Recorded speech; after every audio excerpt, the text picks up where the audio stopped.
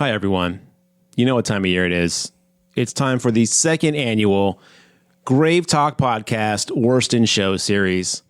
The series where we take the worst rated movie of a horror franchise and then we give it the GraveTalk treatment. We just go in there, bash the hell out of it, bring it up, raise it up, praise its accolades. Accolades or alkalades?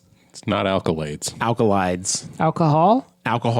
Alkaline. We drunk as shit. No, you know the deal. We're here for another year, so strap in. We've got 4 entries this year for you.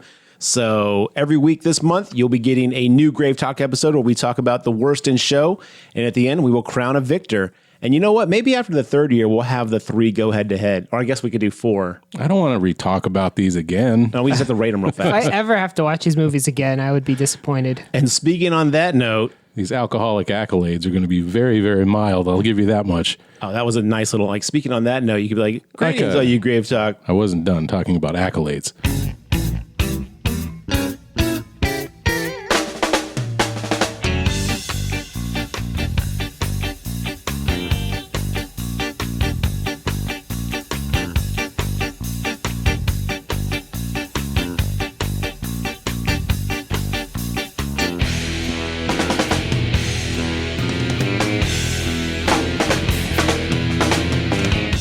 Hey, all you creatures from cyberspace. Thanks for joining us on another episode of the Grave Talk podcast.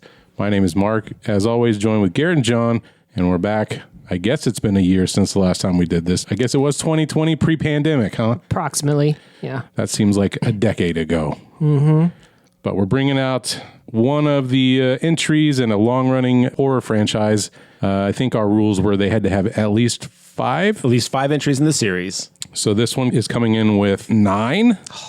I believe. I believe that is correct, yes. Okay. That being Saw 3D / The Final Saw. The Sawing. Saw the final chapter, That's it. also known as Saw 3D, also known as Saw 7. Wait, this was called the final chapter? Yes, this was called the final chapter. So they just straight up stole Friday the 13th title. Well, it was, yeah. I guess they did. Fucking thieves. But this was supposed to be a 2-part movie. God. What 2 parts? Where would they have cut it? Where would they have sawed it in The half? very end of this movie was supposed to be the middle cliffhanger, and then there was supposed to be additional storyline after that to kind of wrap it all up with.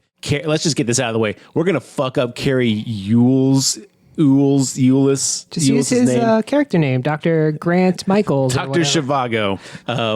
How to pronounce Carrie It's Wesley from The Eulis. Princess Bride. Here's the thing. If there's anything this movie didn't need, it was more story. I don't know if it's like regular for the Saw series, but there's already like 7 stories going on in this movie at once. Well, after the poor performance of Saw 6, they decided to cut this down to a single movie, so they tried to combine the 2-part story into one. Oh. So Excellent decision making. Nothing ever goes wrong when they make decisions like that. As Saw 7. Carrie L. Wes. I don't think that's the right. computer says. Carrie Elwes. That seems even more wrong. Let's slow it down. Carrie L. Wes. Oh, that's normal speed. Okay. Carrie Eulis. Elwes. I know at least 2 people out there that are getting furious at me for saying this wrong. Anyway, Wesley from The Princess Bride is back in this chapter as a surprise guest. Were you surprised, John? I thankfully they don't expect me to remember who he was because they showed me who he was like 57 times. So no, by that point I wasn't terribly surprised. But also I didn't know what was happening, which really sucks out all sorts of surprise possibility because you didn't even know I was supposed to be surprised. Well, let me tell you, the franchise that is Saw is so bloated and just ripping at the seams with nonsensical plot to justify how a cancer patient was able to surgically implant keys in people, set up these traps while also bedridden.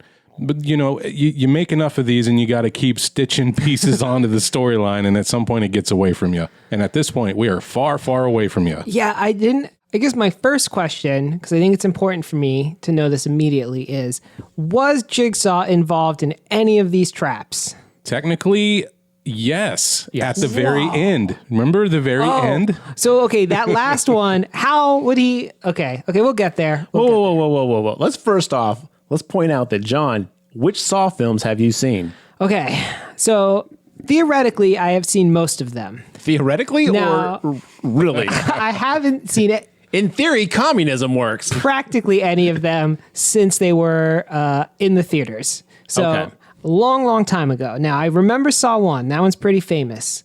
I remember the one where they were in the house. Two. Two. Okay, I like 2. And then I don't remember anything until there's a trap where some guy is strapped to a bed and a pendulum is cutting him in half. Yeah, that was like 4 or 5. Okay. Yes. And then I don't remember, and then it's gone until the one with the laser.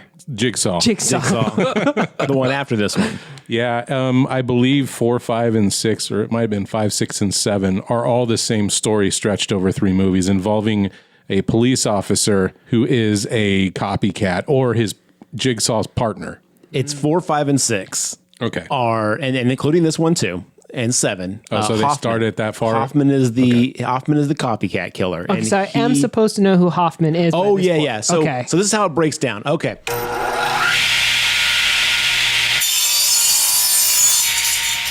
Saw franchise. Gary just suffered through all of them back to back, all the way from number 1 all the way to Book of Saw, Spiral, whatever it is, with Chris Rock and Samuel L. Jackson. Good Samuel Lord, S. that's a lot of Jackson. sauce. It's to make a spicy meatball. I'll make a big tomato sauce for you. Saw 1 through 3, connecting storyline. It's a trilogy. Honestly, I really enjoy Saw 1 through 3. I think the stories, it gets a little convoluted, but it actually does tie up nicely. It brings all the components back. I think it is a very well done, thought out storyline that kind of like makes you go like, oh, wow, that was connected to that. And this is this. Wow, that's crazy. So is Saw 3 the one where he has to get brain surgery? Yes. And they strap the bombs to the doctor's neck? Yes. Oh, I remember that one. Yeah. Okay. And then that's the girl, Amy or Amber or whatever her fucking name is. The underling? His protege from the first movie, the very first victim we see in the very first Saw movie, she's been helping him through all these. And then what happens to her? Because she's gone by 7. She has a test. That's the thing is like she finds out that like one of the people who killed someone is the person in front of her and she has the opportunity to let it go or kill that person out of revenge. And he keeps telling her, Hi, Jigsaw. Amanda. If you played this Amanda. game and you're hearing this now, you failed your test. Yes, basically he's like, there's one final test, don't worry. And she's like, well, I'm not in the game, so, but the test is can she learn to let things go? Obviously she couldn't. Bada bing, bada boom, everyone gets all fucked up in the end of Saw 3, and this is a whole like, wow, that was crazy, intertwined and connected. Great. Part 4 comes out with some bombastic nonsense plot. You find out that later on at the end of 4 that it's a copycat killer. 5 and 6 are very much like, it's an interconnected story between the ex-wife, Jigsaw's history, his backstory, Hoffman being the copycat, and cops in the FBI who are trying to bring him down. It's complete convoluted trash. Some of the kills and stuff are very entertaining, but for the most part, you can just wipe them off the face of the earth, no problem. This one comes back in and says, we're gonna wrap up that Hoffman storyline with a nice little bow, but what if we pulled it all back to the very, very, very beginning? Pointless. Absolutely pointless. But we get Wesley from The Princess Bride back, which was kind of cool. Carrie Elwes. And we get some pretty interesting traps this time. So I want to maybe grade these movies going forward, at least this Worston show, on a particular scale. Let's give it an A, is it bad? B, is it fun? Okay, because I think you can be a bad movie and still be fun. You can be bad and good at the same time on I both agree. of those. So let's pronounce that, because I don't think anybody who is going to come to the table with going, Saw is my favorite franchise of all time, that they give a shit about this soap opera nonsense that takes place between the traps. I think they're going to see people mutilated. I think that's exactly what people want out of these movies. Yeah. So I kind of want to give it a grading scale there. I think one thing was interesting is you said you liked these traps. I thought all of these traps were terrible. Well, you also don't remember 4, 5, and 6. Okay, fair enough. So fair enough. That's there's true. There's some real bangers and there's some real flops, and it depends. One thing I did find out in this movie, they filmed all the trap scenes at the very end of filming. They didn't do any of these in advance. These are the last things they Why filmed. not? Get all the blood shipped in on the last day of filming. Let's just knock them all out. It's definitely a good idea to use your most special effects heavy scenes all the way at the end when you're out of time and can't make them good. So Yeah, why do the stuff that could basically put you over budget and cause you to revamp your scheduling at the beginning? Yeah, I do have some questions about the selection of people, because obviously it's not Jigsaw picking the people anymore, so it's kind of widened. yeah. You know, it seemed like the 1 through 3 there was a very specific pick of who Jigsaw was placing in these traps. Now, like this one's like, I want to play a game. You're a racist. It's like, all right, that seems a little broad. Yeah, why did you pick these racists? So one of the plot lines of one of the previous movies was that someone else who was involved with Jigsaw was like, "You're not even following the game correctly anymore. Now you're just killing to kill." I feel like that was 4. It might have been 4 or something like that. But basically, Hoffman gets called out for basically like, this isn't what it's about. You're just torturing people who did wrong. You're not giving them an opportunity. I know one of them has a major plot point where it's all like, you didn't give them an opportunity to get away, and that's the whole point of these. They've got to learn to be better and a pound of flesh for, a second chance. And Hoffman wasn't doing that. And I know that was a big point of contention with some of the characters. Yeah, there's like no way to win the traps in one of the movies. Yeah. Exactly. There's a Jigsaw inner circle of people that all are kind of connected to these traps loosely. His widow, Hoffman, the doctor, Carrie Uels.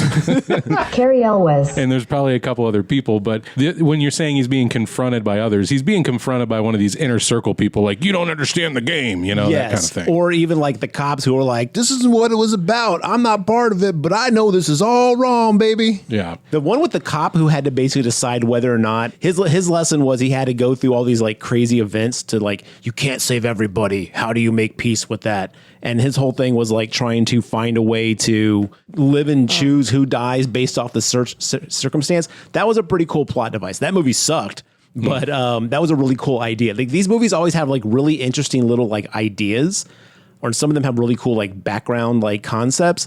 But man, sometimes the execution is just way the fuck off. Well, Wasn't there? Or go ahead. I feel like the execution is on the level of a soap opera. Like, that's what these feel like to me. Around 5, I definitely will say they feel like made for TV movies. As the world turns, plus table saws. They really love saws in this one, particularly. Can I just say also that if they reboot this franchise and start naming conventions and start fucking it up, can they just start going by like seesaw, table saw, buzz saw? And then just name them that way. That'd be great. Bone saw's ready. That one we'll call Bone Saw, the final Macho Manning. Oh, love it. I actually kind of like the spiral of the Book of Saw. I like the Book of Saw moniker to basically just kind of going forward say, hey, this is related to Saw in some form or fashion. It'll be interesting to see where the franchise goes, though, after Spiral came out, because I don't think it did so hot. And I don't think you mentioned you're watching it on this. You said you were going to. So do you recommend Book of Saw? Ooh, I do and I don't. If you like a cheesy cop procedural and you really like the Saw franchise, you might enjoy this movie. Some of the kills are pretty unique. There's some really great visual like cinematography with the kills in Spiral. I really like Chris Rock. I don't think he's like the world's greatest actor, but I think he does an amazing job in this movie. I'd say the plot is definitely a C. Is it better than this one? Oh yeah, I would rather watch Spiral than this movie, hands down. The kills are definitely in the high B, some of them A category for Spiral. I really like the pig puppet in Spiral, but the fact that they used a voice that sounds like a guy like, "Hi Mom, it's Jeff. I'm gonna pick up some stuff from the store today. Let me know if you need anything." Salvation was offered, but it was declined. He thinks he's Jigsaw. And if you're going to point fingers, 12th Street Bridge, I know that place. you should start by pointing them at yourselves. It sounds like a guidance counselor basically leaving a message because you missed your appointment, as opposed to like, I want to play a game. So this pig puppet is replacing the little guy on the tricycle? Yes, it's replacing the Jigsaw or Billy, I think that's what his name is. Oh, Billy the puppet. Billy the puppet. That sounds like I have a note here for this movie. I was like, do you think he outsources these puppet heads or do you think he makes them himself? Oh, yeah, I got a big question about that. Where is the fucking puppet manufacturer? Why don't we go to that guy and figure out who's buying all these damn puppets? He's got to have a whole team of vendors that help him set and contractors. Like, there's no way this guy, as one person, is doing all this carpentry for all these traps. Hoffman. Hoffman, Jigsaw, any of them. These are very complicated construction equipment that they are setting up. Yeah. Well, we do find out that Jigsaw, Tobin Bell, the actor Tobin Bell, Jigsaw, we find out that he does have all these people working for him. And we get like little drips of this throughout the series. So it kind of makes sense for him to be like, oh, okay, I can see how he could pull this off. But Hoffman seems like a one-man show. I can only imagine him like conversing with the general contractor, showing him the blueprints. They're like, wait, so you want hooks on these chains? Are you sure? That's very unsafe. He's like, trust me, this is just the setup that I want for this particular construction. Well, his CRT TV budget's got to be astronomical because there's TVs all over this city just in case a trap pops up. To be fair, in 2010, you could walk down every street corner and pick one up off the curb. Hear that, Smash Brothers community? It's a golden era for you. Yeah. No, really, though, every trap has a little Billy the Puppet that rolls out and offers to play a game. It's not like he's going and picking up his toy after the crime. You know what I mean? Love the way the puppets were introduced in this movie, though. Like, before, they're all kind of like just sitting in a corner and the light goes on and it's like, hi, want to play a game? And like this one, it was like he'd smash through a window in a fucking cage, or it'd roll out in a fucking like Macy's store display. It's like, hey, everybody. It's like, oh, hello. Imagine the room in the police department where they got to keep all these fucking puppets. That's our Billy room. Yeah. They got him answering phones. 911, what's your problem? I think the director and the writers are like, you know that Kool-Aid man? Let's give Billy some of that energy. Let's give him some of that big Kool-Aid man energy. Oh, yeah. Let's play a game. Hitting him with the razzle dazzle. Is that a flavor? No. Or raspberry? I would love if like Razzle Dazzle was a creepy Kool-Aid flavor. So let's get into the plot real quick. I mean, Well, let's get through the details first. oh yeah, we forgot about the details. Skipped over that. Much like this movie, this podcast is all over the place.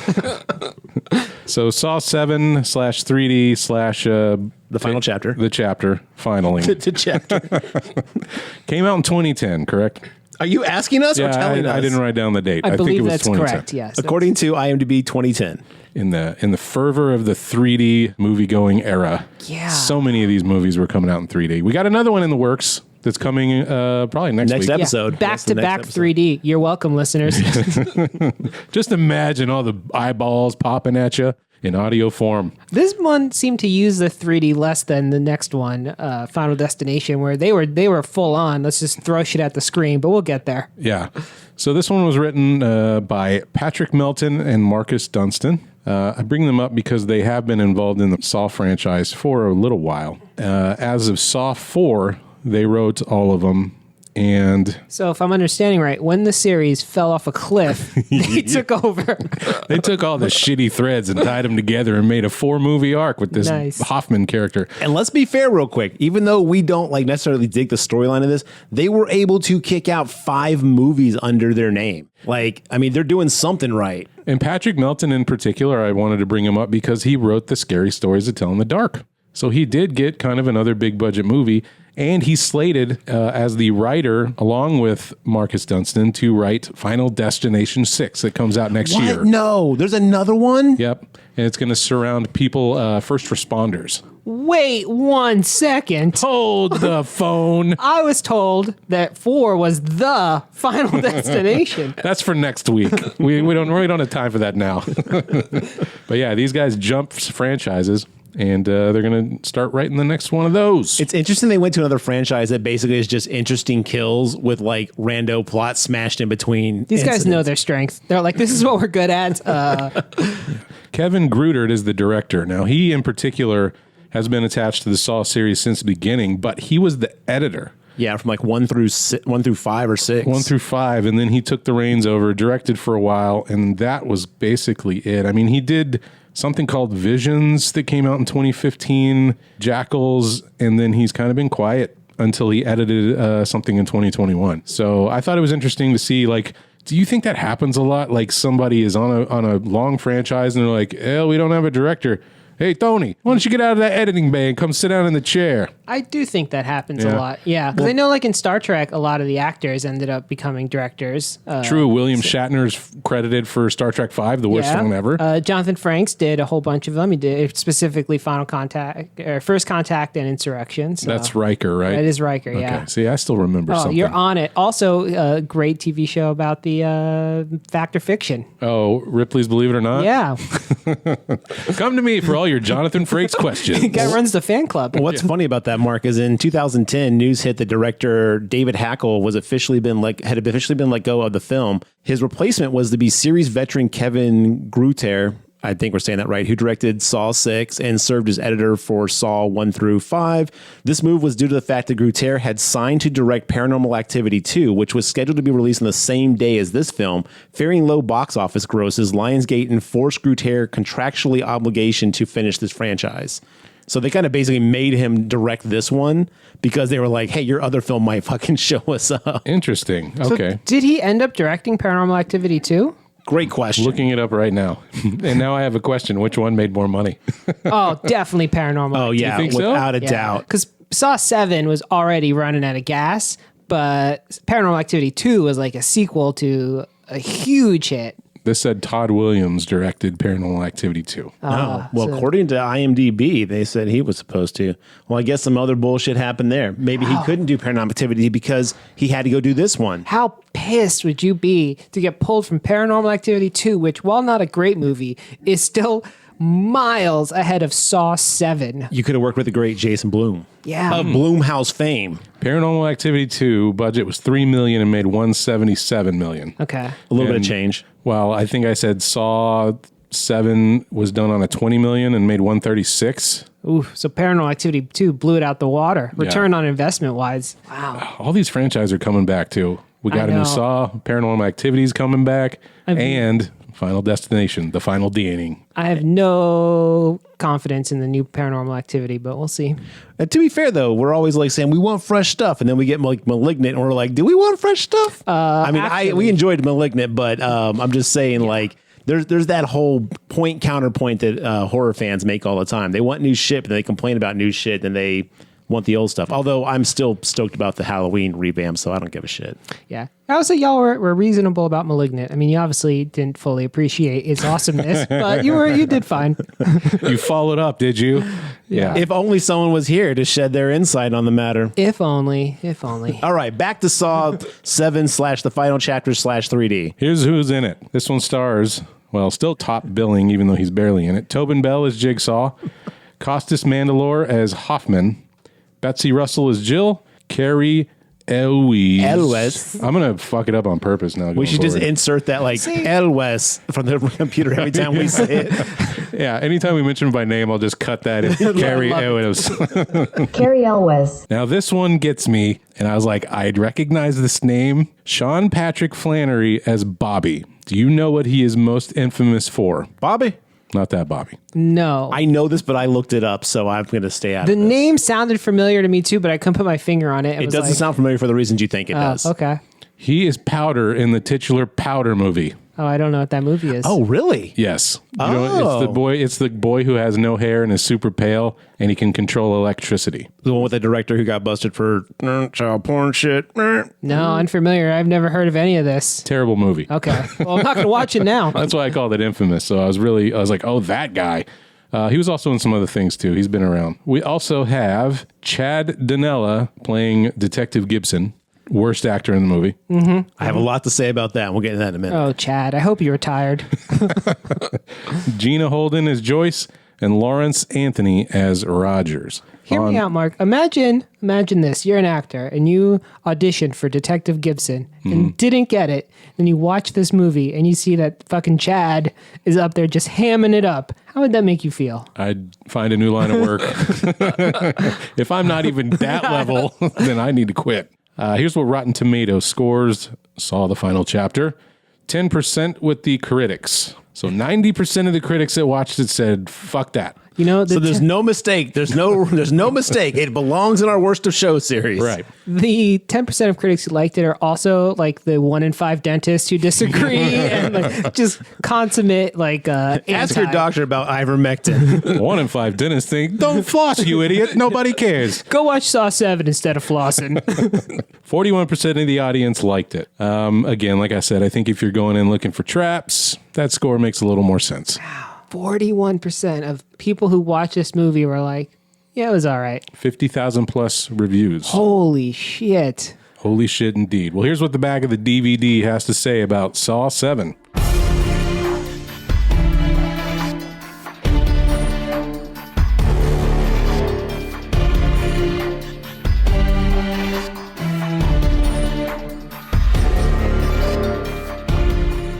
I fucking love the top line.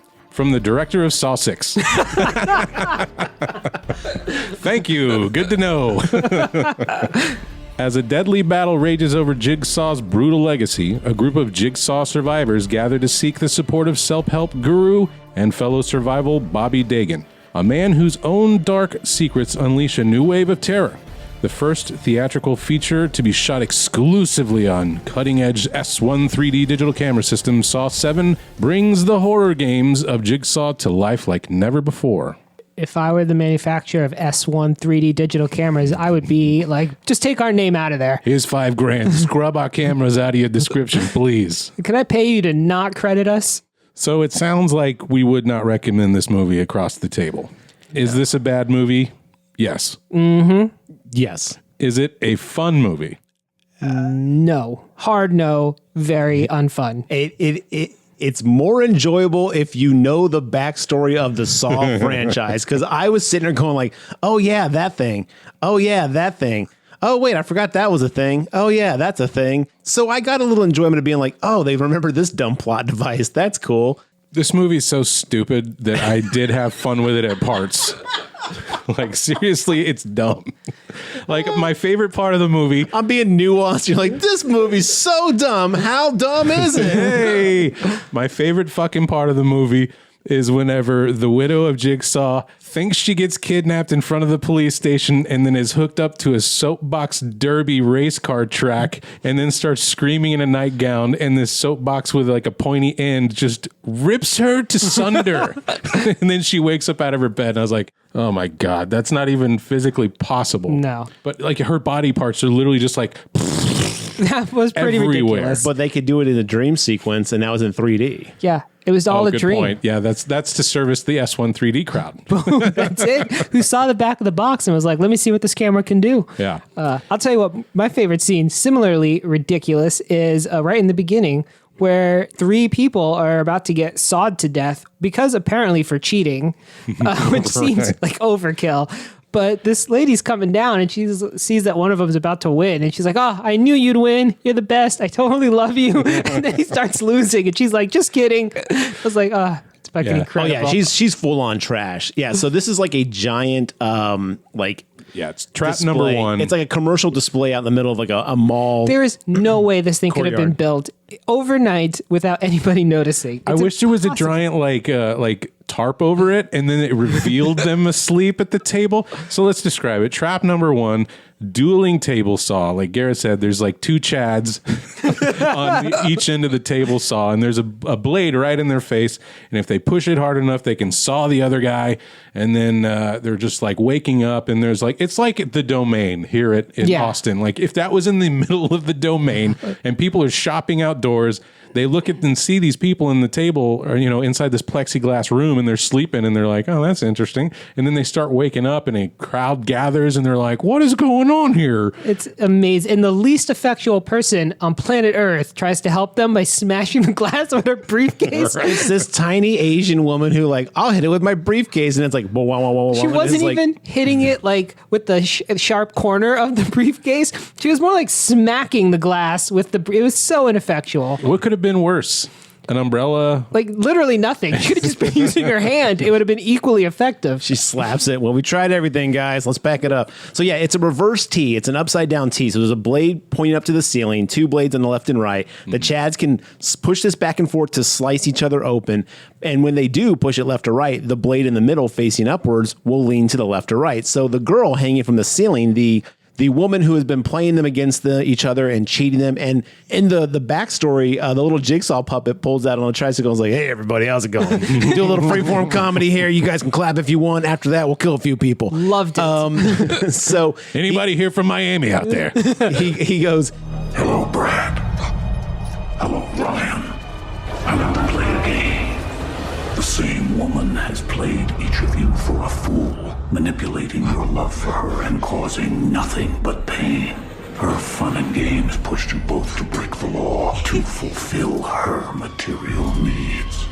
She is toxic, and today, all of your transgressions will be made public.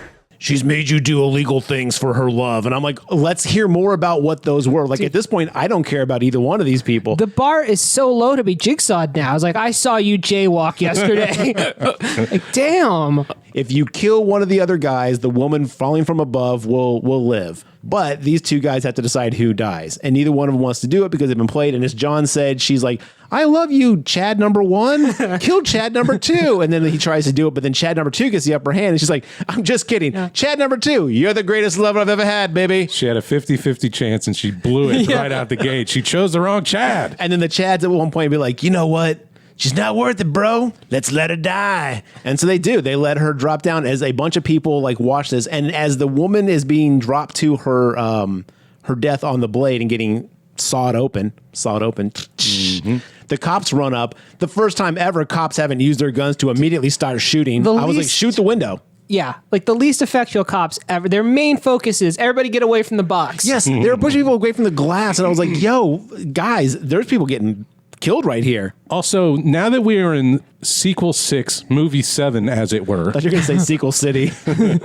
This should be a common occurrence among everybody here. Like, oh, this is one of them jigsaw traps. Fuck. There should be a jigsaw squad at the precinct to be like, get them out here right fucking now. Spiral addresses that. Really? Spiral actually is like this. It's been like almost like 10 years since these Saw killings. Like, I can't believe this might be coming back. So, but they're all aware real quick of like, oh shit, this might be related to Jigsaw. But he's dead. We know this. We know this. Hoffman was killed. What the fuck? Like, they address the fact that it's like, this is not a surprise to anybody. But Saw 7 does not address this fact at all, especially considering I don't know the timeline, but it feels like this all happens. Like 1, 2, and 3 weeks? happen within like a couple days of each other or some shit like that. It's very confusing. Yeah, 4 through 6 and 1 through 3 is like 1 through 3 is like day 1 and 2, and then 4 through 6 is like day 3 and 4. It's something stupid like that. It's crazy town. I mean, it's got to be. I mean, I know like 5 and 6 are like further out. It's like a couple weeks because they're finding bodies that have been decomposed. It's all within a month period. Oh, you're right, because when Carrie finds his, okay, we'll get there. Well, he needs to take a break to build the rest of these traps. Carrie Uels. We'll get to that later. I do want to say there was a huge missed opportunity for good pun work. Whenever the Chads are pushing the table saws and they finally agree to let Tina get it. Yeah. Tina's like, what the fuck are you doing? Like, that's another point of this movie that pisses me off throughout the whole movie. He's like, save me, save me. Like, all the yelling it's not helpful at all for the person trying to save him. But anyway, she's like, what the fuck are you doing? And then one of Chads are like, I think we're breaking up with you, Tina. I was like, oh, bro, why didn't you say like, we're going to have to cut this relationship short? Or we're cutting ties. Or bros before hoes, or anything would have been better. Yeah, we're cutting ties, or we're going to split the difference. You know, I was hoping, and this is dumb, but I was hoping when he goes, "We're breaking up with you, Tina." I was hoping they'd cut to the puppet, and he'd be like, "Good one." like I would love if Billy the puppet was more involved in these moments. Oh yeah, he's just like a commentator. He's just like, "Oh snap, didn't see that coming." Like, as the writer, I cannot believe they didn't use that opportunity to get a good one-liner in there. As if anyone even read the script between writing it and filming it. There's no second drafts of a Saw film, right? They just power through it and are like, all right, here you go. They're printing it the day before they're filming it. Ding. Go film. Let's Western Union this script straight to the set. That's it. That's how. Yeah, so the cops see this. The blood is super pink in this scene. I don't know if you guys noticed it, but the blood is like way too pink. They did not color correct the blood in this scene. Should we take a moment to talk about the coloring of this film? It's fucking awful. So bad. Is it like my memory, or were the effects always this shitty in Saw movies? Like, I thought they were good. These were all really bad. Some of them were really good. I would say they got kind of cheesy towards the middle, but I think because of the 3D, they might have had to do certain things to pick up the 3D coloring. I think so too, because the Final Destination also had really shitty effects, and it was in 3D. So yeah, I just think that our 3D teams were not quite positive how to make the 3D modeling work as well as it should have at that time. Maybe because of the way they were shooting it for 3D that we got less. And maybe that could be the colorization problem that I'm having, because in some scenes it's overly saturated, and then in other scenes it's all green or it's all blue or that's it's all orange. That's a very Saw thing, though. They've been doing that throughout the franchise the whole time, though. It's terrible. I hate it. Every time it switched color, I'm like, oh, now I'm feeling green. I was like, oh, this cinematographer just discovered gel filters. Right, Great work.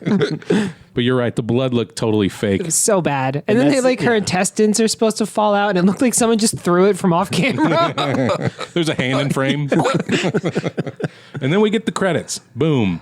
And then it's like, just in case you didn't know what you were doing here, we're in a Saw film. And then we get, and I appreciate the movie did this because I had not seen these in a couple years now, is we get a recap of the events of 6, or like right after 6 ends, we find out that the widow and Hoffman were in some sort of fight, and he had the reverse bear trap strapped to his face, and it was about to go off, but he managed to jam the bear trap in between the bars on these doors, which stop it from fully opening and ripping his head open.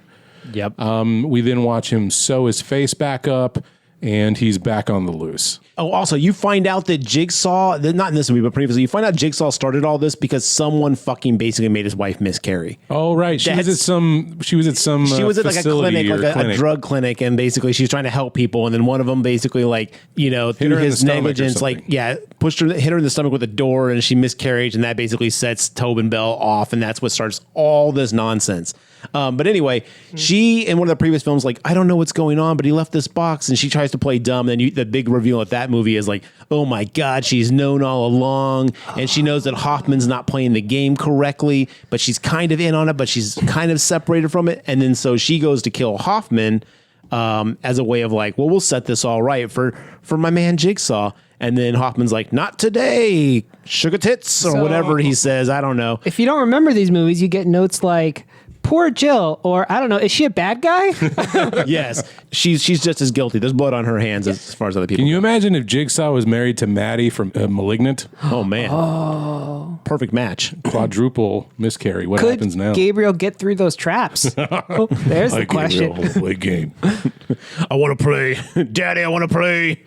They just bend her elbows backwards and snap out of the trap by all right, we're getting sidetracked. That's how you all commented, how did he have these special forces type combat skills? That's how he learned it, going through jigsaw traps for fun as a child. There we go. We just linked those two universes for no good reason. Let's get through this trash. It's like a nice training montage of Gabriel going through traps. So anyway, back to Saw. We are, at this point, we get that little flashback intro scene. Hoffman goes back, sews his face up, and Hoffman now is... This is the part that's weird because you think the Hoffman story is still a major part of this, but let's just break it out real quick. So there's 3 storylines going at once. Hoffman now being exposed for... Everyone knows that Hoffman's the copycat killer. Well, not quite. Jill offers to work with the cops, and she's like, I'll give him up. And he's like, I'm going to need a little something before we give you that immunity. Well, they kind of know it's Hoffman, but yeah, they have confirmation at this point Jill's that it's Hoffman. I will only speak to this character that, from what I understand, has never been in the movies before. And who's the worst actor here? That's who I want to work with. Gibson, you're up. We're talking about Lieutenant Gibson, who is basically doing his best impression of Brad Pitt from the movies 7 and 12 Monkeys. Now, is Brad Pitt better at this role? Oh, God, yes. Yeah. Okay. Gibson's best impression is very bad. Okay, noted. It's just give me some information. All right. And I'm making hand gestures that you can't see right now, but it's basically it's Brad Pitt from 7 when he gets frustrated. What's that line? Jill, it's a safe house. Safe house. Safe house. It's a safe house, safe house, safe house. You get it? All right. I got to go talk to somebody. It is so Brad Pitt from 7. Then he was given a CD and he was like, what's on the CD? I love the scene where Gibson is talking to Jill. And he's like, you're crazy. You know that? You're just crazy. And he won't stop saying crazy. I think he forgot his lines. Well, he goes, if I were to tell someone about you, I'd say you're crazy. And I was like, yeah, you just said she's crazy, bro. We get it. You're crazy. You know that? I knew you were crazy the minute I laid eyes on you. Crazy. Okay. This is what we're gonna do. Crazy. C-R-A-Z-Y. So that storyline is basically the cops have got to get Hoffman, but Hoffman's now he's okay, the gig is up. Or the jig is up. I don't remember how the phrase GIF goes. or GIF, which is okay. Yeah. And then so Hoffman's going to get revenge on the cops and basically kind of put this whole thing to bed. Anybody who knows about him is going to get their comeuppance and get killed. So you've got that storyline. Then you've got the storyline of Bobby, who is a quote unquote survivor of a jigsaw trap, and he's giving motivational speeches on Saturday morning TV shows, and he's on talk shows. He's showing up to the Jigsaw Survivor group, and this was kind of cool. He's got cameras at this Jigsaw Survivor group, and he's like, our minds will heal, but our scars never will, but we can be better. And he's taking his shirt off to show everyone his scars, and everyone else from previous Jigsaw traps, and these are all previous people from the movies, are fuck you. All I got was handicap parking, bro. And the other person's like, I learned to live and love again. And someone's like, well, fuck you too. And it's like this crazy, like intense moment. And then out of nowhere, Carrie Elwes. Wesley from Princess Bride, stands up and starts clapping. He was all like, oh, that's all well and good. And you can tell at this point, he's not buying this dude's bullshit. Oh, dude, it was some of the most melodramatic shit I have seen in probably 5 years. He's slow clapping, bravo. It's just like, come on. Ridiculous, too, that this person is trying to inspire these people who all have severe injuries. And he's like, look at my scars. It's these 2 tiny little scars that are under his shirt. It's like, dude, your scars are really, in the grand scheme of things, not that bad. This lady doesn't have an arm anymore. Yeah, Carrie Wills doesn't have a foot. I thought you said Harry Carey. Harry Carey. Jigsaw wins. Yeah. I was suspicious of this gentleman. Now, you don't know actors. You say you don't recognize anybody or know names. Correct. Did you recognize him? Bobby? No. Carrie Elwes. Great question. At first, no. Then I was like, oh, wait, I do piece together what's happening here. Well, because the other huge actor in this film is Mr. Flashback.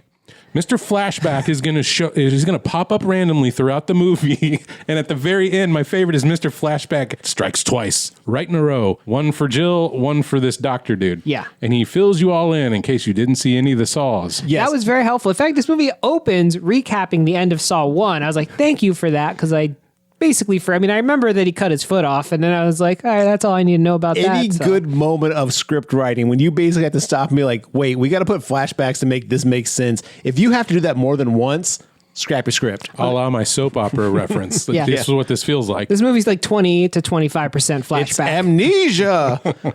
But yeah, so that's the one plot line is the cop plot line in Hoffman. The other plot line is Bobby doing his little self-help thing with... Well, let's just get him out of the way. Like, he's a fraud. Yeah. He's one of the flashbacks shows that Bobby was sitting at a bar and watched a newsreel of someone getting interviewed from one of the saw traps. And he's like, man, that's, you come out of that the other end or something. And his buddy goes, man, we could make a cool mint off that if we were, had the right mindset and actually had it happen to me. And it sets the whole plan in place where he's going to bullshit his way and create a false narrative that he was actually one of the survivors. Seems like a very risky play, knowing that apparently these murders are continuously happening. Bobby's still just thumbing in the eye. He should have waited 10 years. At least, yeah, because he writes this book, and then Jigsaw comes up and is like, "Sup?" But that's a flashback too. Like, there is a flashback moment where you kind of get like when you first see Bobby like getting success from his made up story about being a survivor, and he's signing books, and someone comes up and it's like, it's Sarah with an H. And he's like, okay, here you go. And then Tobin Bell walks up and he looks like Steve Buscemi from that meme. It's like, what's up, fellow teenagers? He's got like a hoodie and a backwards baseball cap that doesn't fit on his head. And he's like, the name's John with an H. And he's all he goes, with an H, without an H, doesn't matter. Yeah. And clearly this is Jigsaw, like kind of like scoping meeting the enemy, kind of like, all right, I know who you are, and giving him a chance to, and he gives him this whole like, did you know in Rome, if you lied and said, take me to the mines, you wouldn't know anything about lying, would you? And the guy's like, nope, move along. And so never has there been such a thick, tense moment on screen since The Heat with Robert De Niro. I agree. He's like, you're not taking my fucking TV. Yeah, that is, it was incredible that you could just cut the air. There was so much, the acting between these two. They probably show this at the actor studio as like, here's what you need to practice. Oh, is that guy from Powder?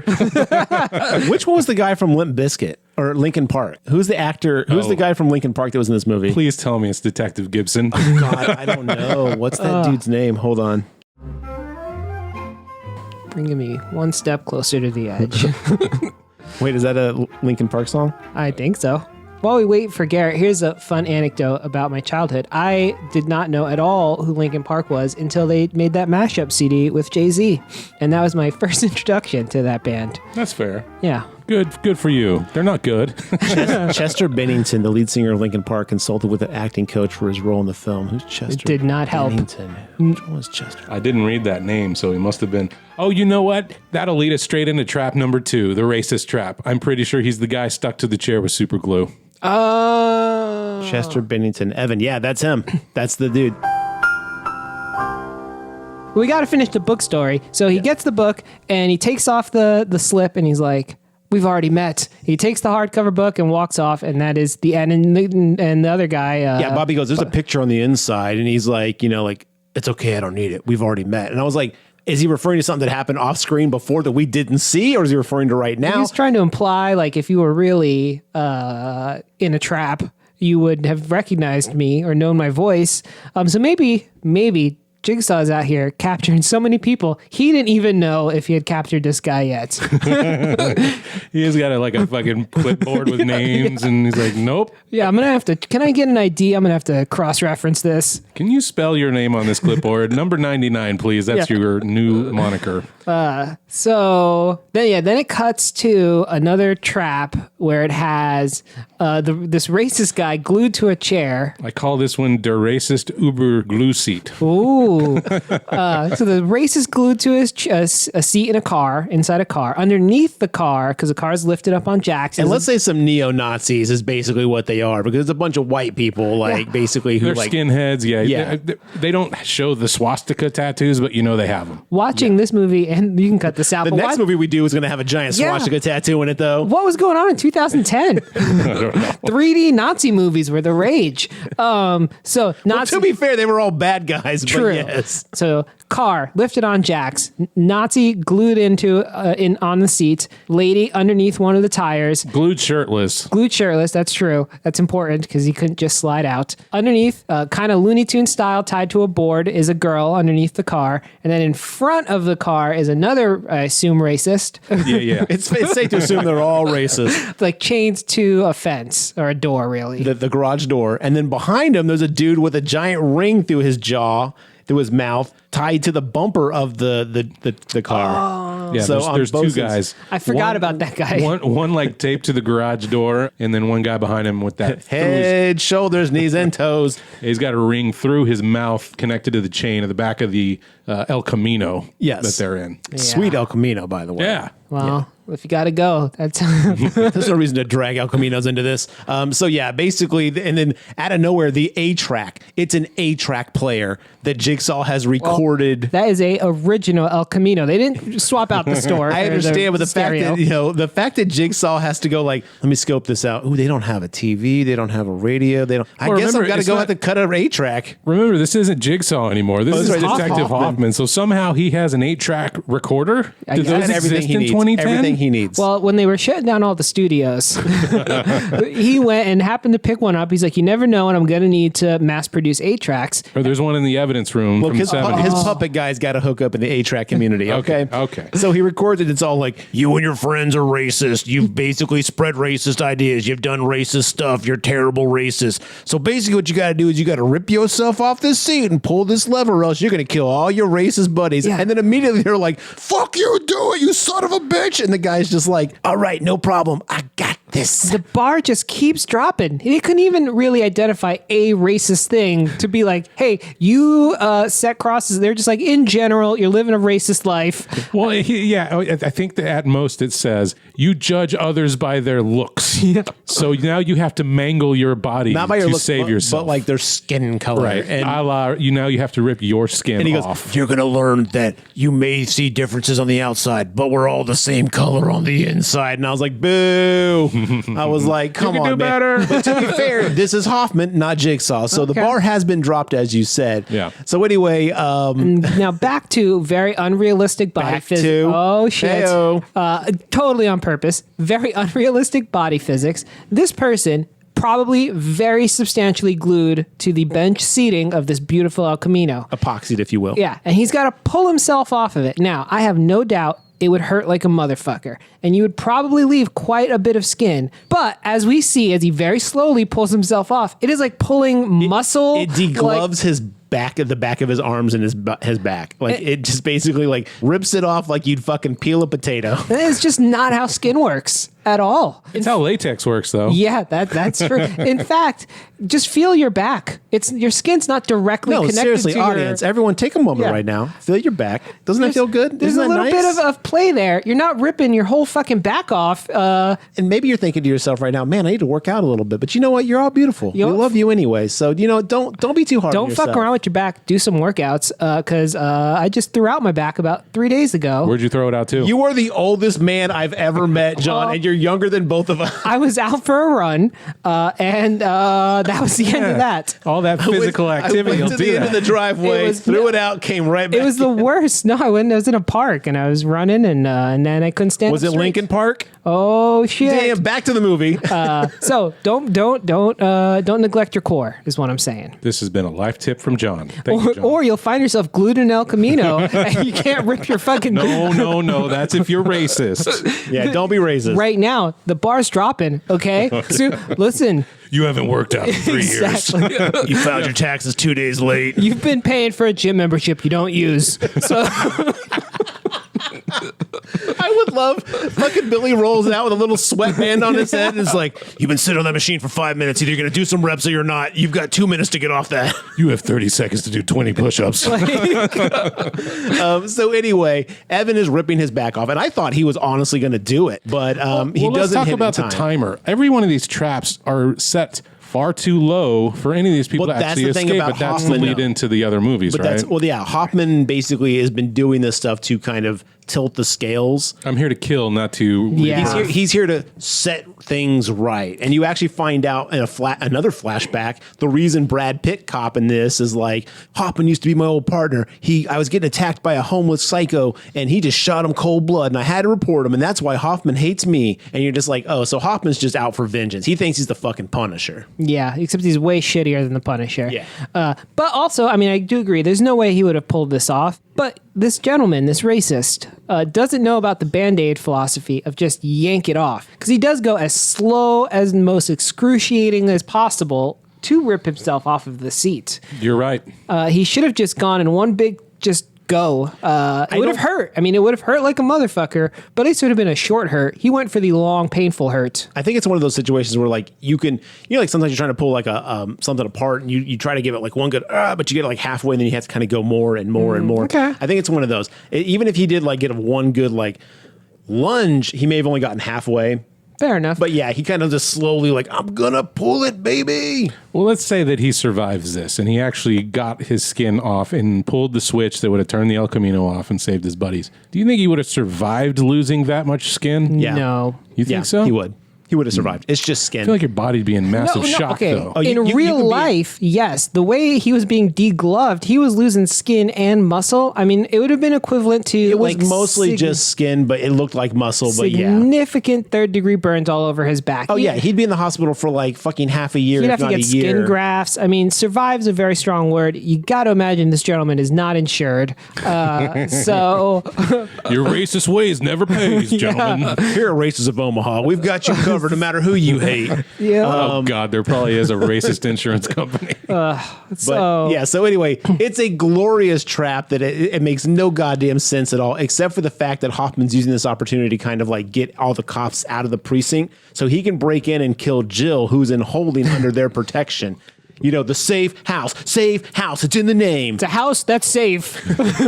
To my point about people screaming needlessly at the people trying to we're getting complete there. these traps, one of the racist gentlemen that's attached to the garage is like, "Do it, you fucking pussy!" Like, oh, I'm like, dude, why not some encouragement? Like, he's got trying to this. save your life here. You He's know? trying to motivate. He's trying to get that like that amp. He's trying to get all pumped up, You dog. catch more flies with honey, Garrett. Yeah, or imagine he does pull the lever. He just leaves you fucking tied to the wall. Yeah, Like, yeah. fuck you, pussy. Yeah. Walks out with his middle finger That's held it. high. Or more I likely don't crawls think he's out. holding anything but- high if he rips his skin off his back, but yes. As he limps out. We spent a lot of time on this one because it is just the best it's a perfect trap. example of like the sheer thoughtfulness they put into these traps, but then the sheer kind of like half-assery they put behind the concepts or the meanings behind each trap. And I don't know if that's just because at this point it was like just throw a trap in, or if this was just like it doesn't matter anymore. For me personally, I'd rather talk about the traps than the bullshit soap opera plot. So I will spend all day on the traps. And this is the best trap in the movie. It gets You think so? Oh, so much faster downhill from here, right? Well, how does it end? Well, so he does not pull his whole skin off of his back. So the poor girl, I say poor girl, she's a racist, so apparently she deserves having a car fucking dropped on her head. And so, the tires are spinning. It's going like 80 miles an hour up on the jet. So it fucks her, crushes her head like a watermelon, shoots forward, crushes the guy who's trapped to the door, and pulls the other gentleman on the bumper apart. His arms and jaw. Just bad. Go in tow with El Camino.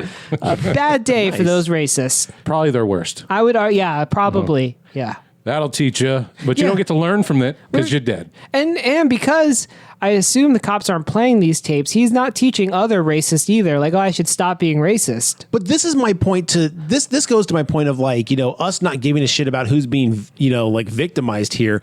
Because in the first part, okay, fine. Dina was having an affair with these two guys and made them do weird shit and fucked up illegal stuff. Okay, the racist did some racist stuff and did a bunch of shitty things as racist. Okay, but again, how do they relate to Hoffman or any character that we've seen before? Otherwise, there's no point, because in the previous 3 films, all these people related to something that fucked over somebody that we knew. Or it was all related to like, this big event happened and you're all responsible for this. This is seemingly like, and I don't want to diminish these things, but petty crime. Basically be like, oh, that guy looks weird. Let's see what he's been up to. Well, it is petty crime, right? Which petty crime sucks, but you don't deserve to have a car dropped on your fucking head for being a racist. Like, I believe all these traps are set up as a diversion. All he wants to do is get Jill. Correct. So but again, there's it's just so we don't care about these characters at all. So like, I'm just like, okay, get on with the trap. It's a weaker meaning in this movie Yes. than it There's ever has been before. so much less strenuous ways to divert people, right? Hey, I'm going to call in a bomb threat Which or he a does. hostage. When they're in the junkyard right after Yeah. this, the cops are looking at this and like, oh, he struck again or whatever. Hoffman's watching a television and blows up a car Boom. with a remote bomb. So he could divert all the attention somewhere else. He could have saved the hours it must have took him, if not days, to set up this elaborate trap just by blowing some shit up. But he knew he'd be able to get Lieutenant Gordon or Detective Gordon out of the office if he said, this is a saw trap. And they were like, oh my God, it's a saw trap. We could tell he's a tremendous detective because he's like, get everyone out of there, even homicide till I get there. He gets there and he's like, collect this shit for evidence. Like, holy shit. This is that on-the-spot leadership that we need from We you. just wasted hours for you to come in and flex big dick energy for no reason. You're going to crack the case. Evidence. We didn't think of that. So as that happens, we now cut to Bobby, who is now laying in a cage on a floor, and a CRT pops up, and it goes like, hello, Bobby. This is a trap. We need to edit like fucking Hank Hill is reading these off to him. Oh, that'd be amazing. Hello, Bobby. It's just basically it's like, you've been living a lie. You know it. I've got all your people who have been involved in this, your PR, your legal, your girlfriend, blah, blah, blah. They're all going to suffer for your lies. This is a chance for you to redeem yourself. Can you do it in time? You got an hour. Now, is Let this the Hoffman? games begin. Is this Hoffman or Jigsaw? There is no Jigsaw anymore. Okay, so this is Hoffman too. So he took the time and his No. vengeance. This is Carrie Yes. Ewell. Oh, or okay. Elwes. Sorry, Carrie No. Elwes. And now the reason Carrie is doing this trap is because Flashback time. Grant escaped the very big trap of Saw 1. Like, he cut his foot off and he cauterized it. And Yes, and in then the final flashback, we see that Jigsaw pulls him out of that room from Saw 1. pats him on the head and says, good boy, you did exactly what I need. He treats his leg wound as like, you're my most important puzzle piece yet. Oh, that's right. He says that. And I was like, Because he basically puts Carrie Elwes. as the surgeon who's going to start putting the keys in people, opening their bodies Yeah. and putting keys everywhere. yeah. Which I think is crazy. He's like, you guys all have a second chance to live your life, but hey, you should come work for me. And everyone's like, okay, sounds good. What else am I going to do now? I only survived getting killed. But yeah, The whole lesson is learn to live your life and none of these people Take none of it for granted, yeah. And they're like, you know what I'm going to do? I'm going to torture people. But some people actually buy into it. Like Amanda bought into the you saved me, we can help save others. So there's like this altruistic aspect to it. Do you remember earlier when I said when you start bloating your movie franchise, you have to start stapling stapling weak pieces on, Yeah. this is it. Big time. I also rewatching or showing us the ending of Saw 1, and it was like, oh yeah, this movie did used to be at least semi-believable. The big trap was being chained to a pipe,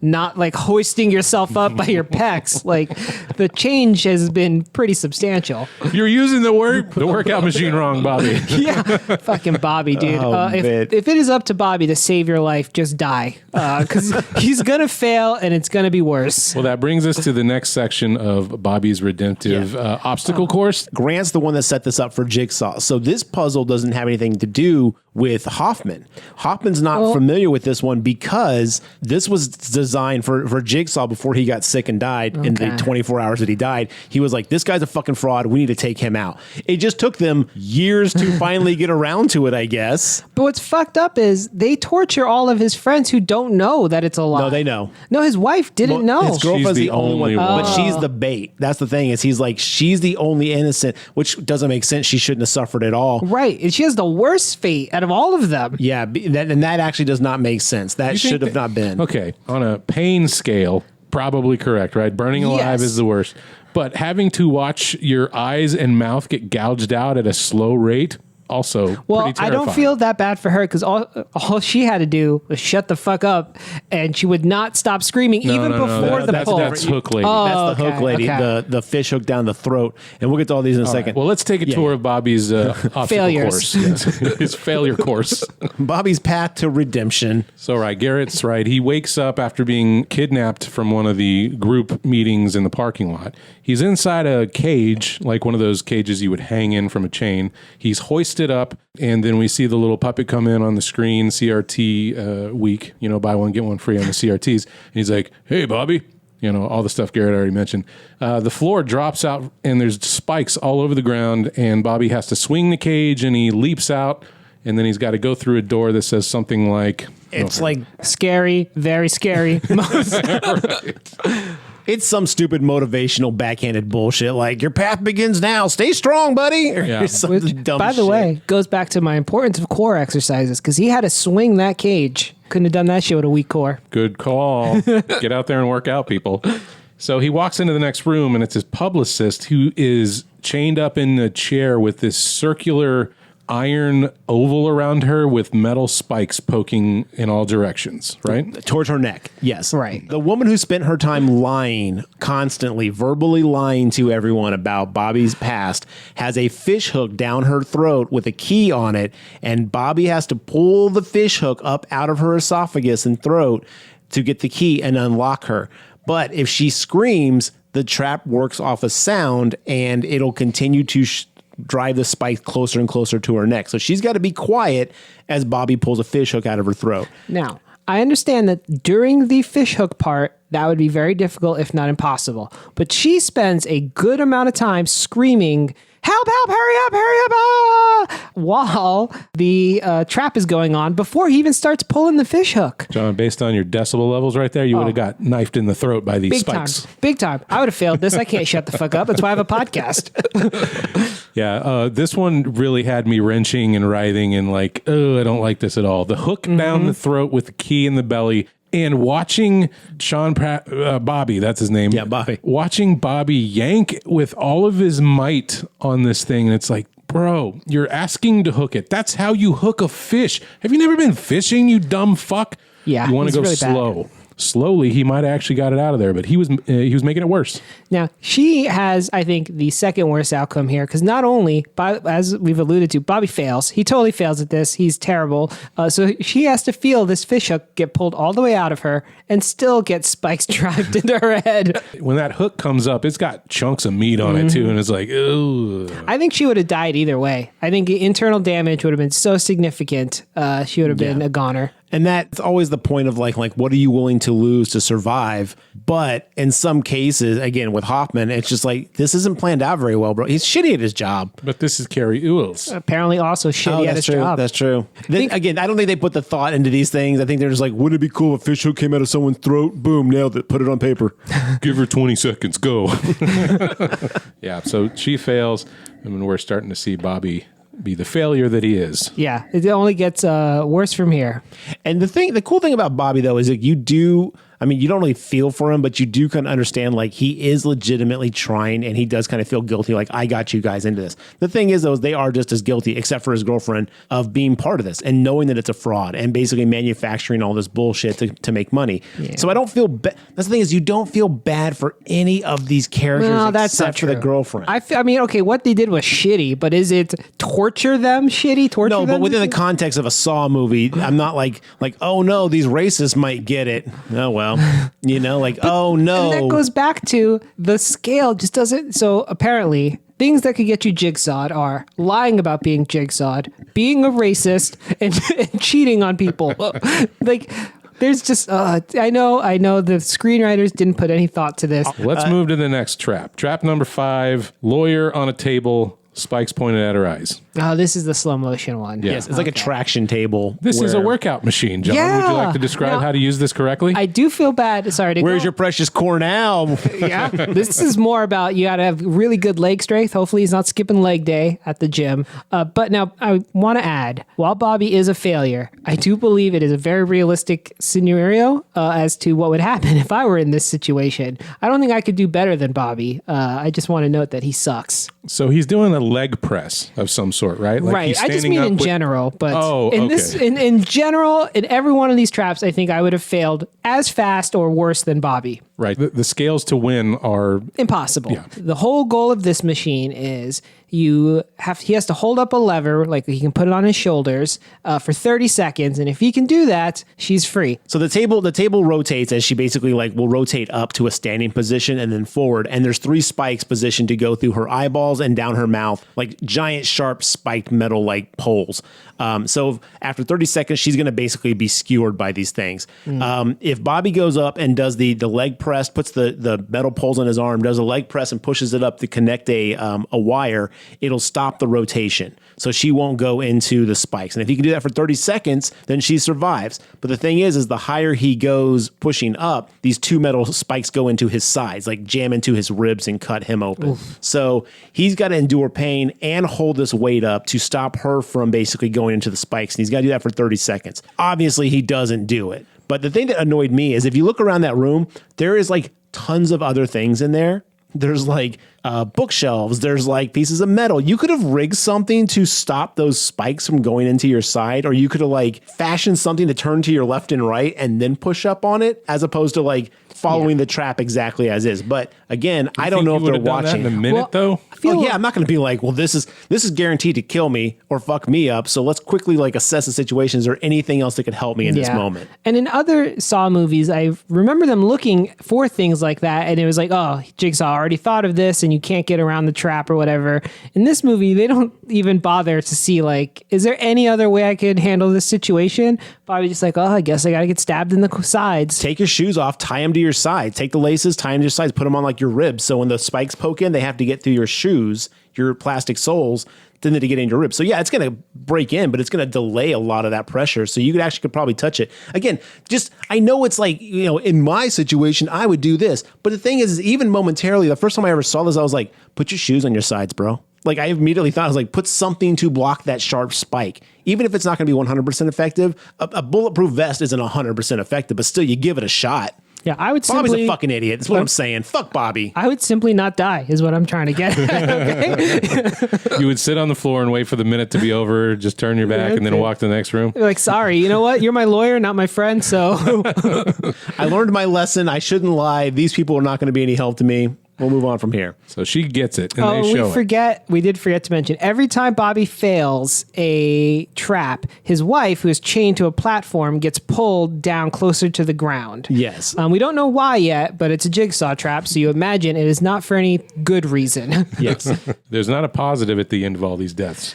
So now his wife, two notches down, and she's screaming, right? Help me, Bobby. And Bobby's I'm fucking trying. He can see her on the monitors, and she can see Bobby on the monitors failing these traps. And so it's kind of the double whammy. Both of them are I got no faith in either one of these people. I should have listened to my mother. So what do you think of the gores on these traps? Now the fishhook one was pretty good. I did like that one. It was in the sense that it made me go, ugh. I didn't really dig the puncture wound one. I was like, oh, all right. They seem basic, but they seemed more true to the original traps that were going on in the first couple movies. So I feel like, oh, maybe these are more true to the essence of it. But then, like, I was like, these are still pretty lame compared to what we've seen in the past couple movies. You mean it's not like the one where the cop lady is strapped to a Bowflex and it just tears her skin off?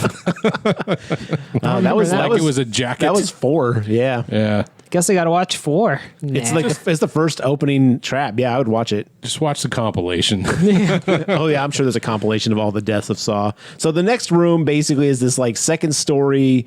The floor has been crushed out. His buddy Kale, the one who came up with the line of like whoever survives is going to make a ton of money, is on the other end of this hallway. He also totally gets screwed. You know how many stupid ass ideas I say all the time, and now I'm responsible because someone else runs with it. But he was part of it. He was there in the studio when they're recording that Fair. bit for the news. Yeah, no, he's definitely on. He's board on the for team. This. Yeah. The only one who's not is his girlfriend, who Wife. basically was his wife, his rock, the one who helped him get through all this. So poor her. But so anyway, Kale is has a noose around his neck made of chain. He's got blindfolded. The floor is cracked out between this second story, so there's like a 2-story drop, and there's like a few beams that they have to traverse, and Bobby has planks to of tell wood nailed together across. Bobby has to help Kale get halfway across. Bobby has to scale his way across to get the key, and then they have to get the key to each other so Kale can course, unlock himself. He only has like 12 seconds to do all this. It seems way too like it was like 60 seconds, and I was like,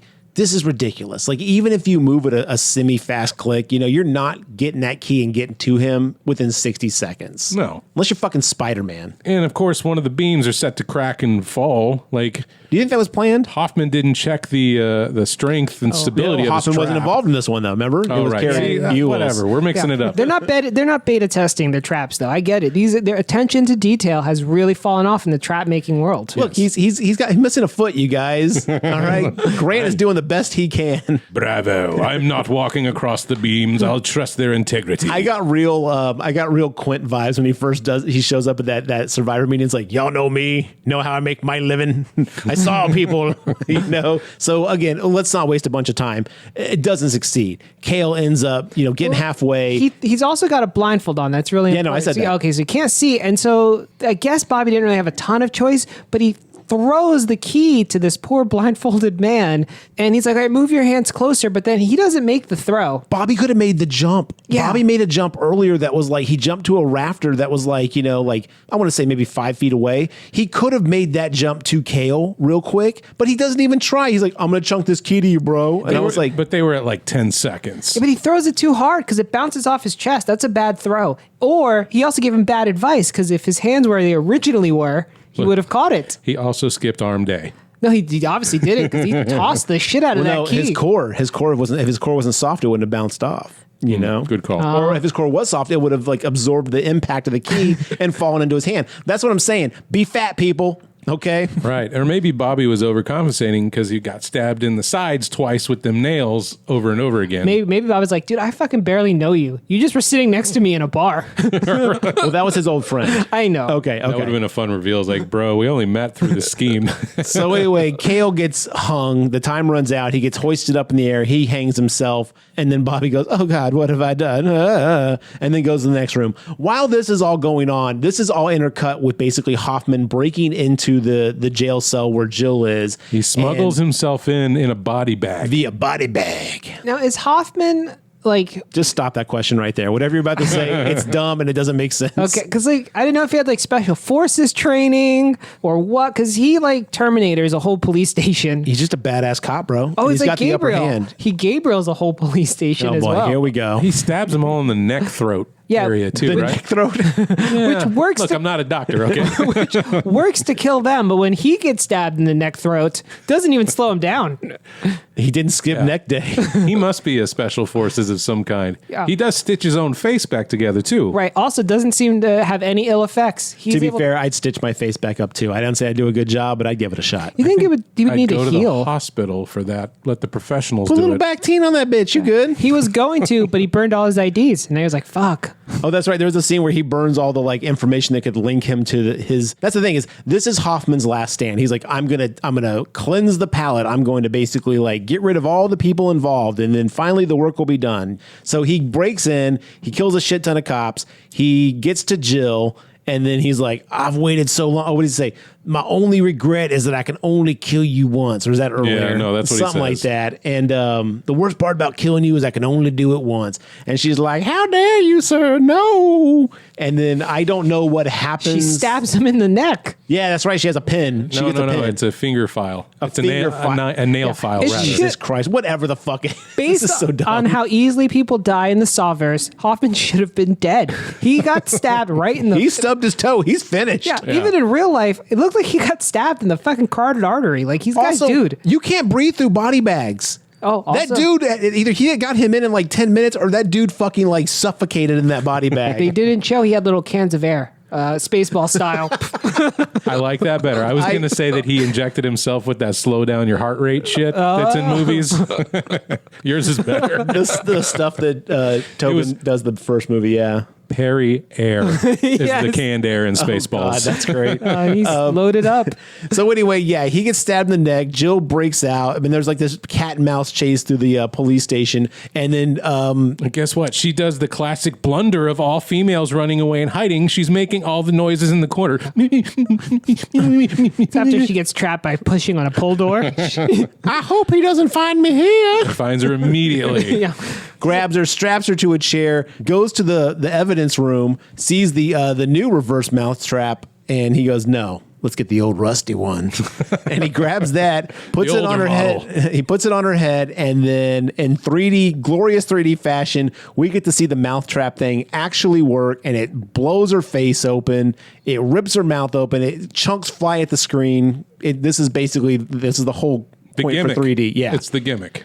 And we get to see the mousetrap finally work on someone. It's disgusting. It was is probably pretty one of the gross. coolest and grodiest like kills in this movie.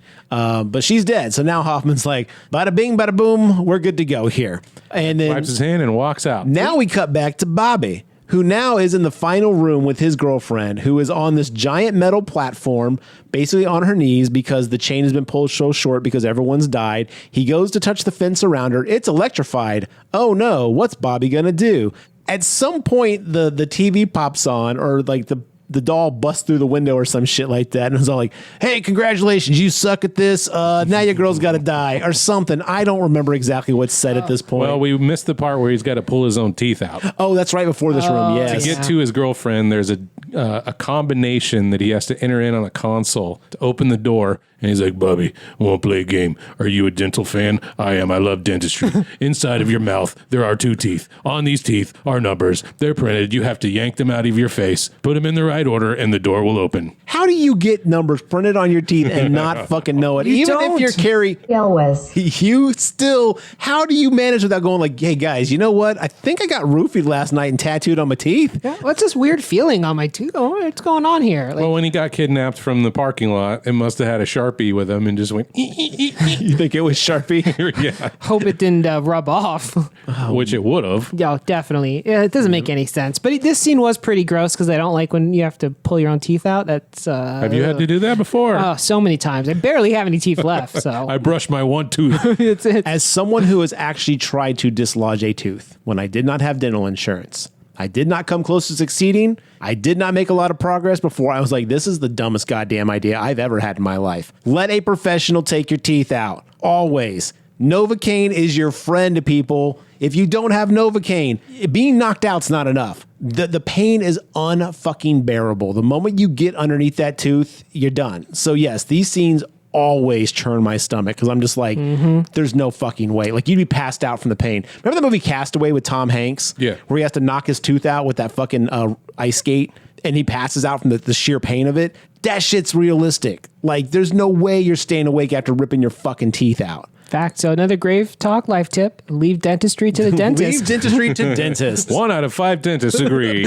I pulled out some baby teeth. But Well, those are different. Well, that's different, right, yeah. the roots have dissolved enough. I had a tooth that was broken and it was loose enough to where I was like, well, I can get this piece out and maybe it won't wiggle and be painful. I basically sterilized a very sharp, tiny screwdriver, like a little like mechanical one used for like computers and stuff like that. Sterilized that, boiled it, and I was like, I'll put it underneath and then just pop it out. I got the tip of it just barely in between the gum and the tooth, and I was just like bawling in a way that was unbelievable. I was like, no. And then a little kid on a bicycle rode by and says, I want to play a game, Garrett. Yeah, it was like a saw trap you got going on. Gary, over you there? suck at this. Seriously, get in there, you pussy. Get in there, you pussy racist. I'm not a racist. Like, I'm not. Why do they keep saying that? But yeah, so he pulls the teeth, he enters the code, and now he's in the room with his girlfriend. The fence, the shittily put up electric fence around him. He goes and touches it, and then he touches it again, and all I could think is that line from Jurassic Park is like, they never hit the fence in the same spot twice. They're testing it for weaknesses. Yeah, well, Bobby, not as smart as raptors. Everybody knows. That's obvious. We Jigsaw runs out, clever girl. We did miss a totally, we don't have to get into deals, but all the cops get killed too by... They're trying to open the door and these pellets drop into water and gaseous poison fills the room and kills all the cops as they're trying to get into the facility. It's so irrelevant, and the bad actor gets badly killed by automated machine gun turrets. That scene. Oh, you're right. Okay, so the scene with the cops is like someone in the writer's room is like, wait a minute, what about all these cops? Yeah. Let's write them out of the picture. Those guys are gone. Right, and as Detective Gibson, the worst actor on the planet, is trying to solve all these things, and he's getting all these wait a minute moments after the fact, way after the fact, which I'm like, this guy's the worst detective I've ever seen. Walter White style, Breaking Bad, fucking machine gun tour pops out of the corner and just wastes them all. Done. They're done. Which I was like, I was so upset about. I was like, that is so not Jigsaw. Yeah, like, no he would trap. not do that at all. Like, he wouldn't be like surprise machine gun. I want to play a game. Duck. Well, it would be when they're like, shit, we've got 8 minutes of movie left. Machine gun them all. How do you not tie a puppet to the back of that machine gun to make it look like Billy is like just mowing you down, man.